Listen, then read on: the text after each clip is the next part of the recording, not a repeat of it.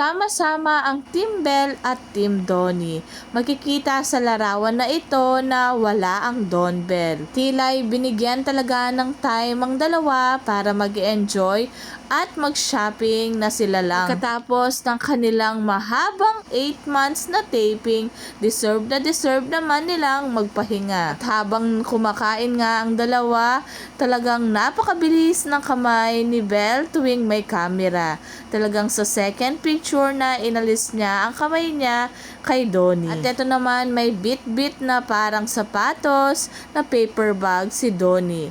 Di kaya meron na naman silang couple shoes at binili pa nila ito sa Korea. It seems like they have many travel plans together, but they choose to bring their teams along to respect their values. Kahit na marami silang plano na mag-travel na sila lang dalawa, pero hindi nila ito ginagawa dahil may respeto sila sa kanilang pamilya at gusto rin nila na ginaguide sila. You know naman, Belle and Donnie, talagang iniisip nila kung ano ang sasabihin ng mga netizen.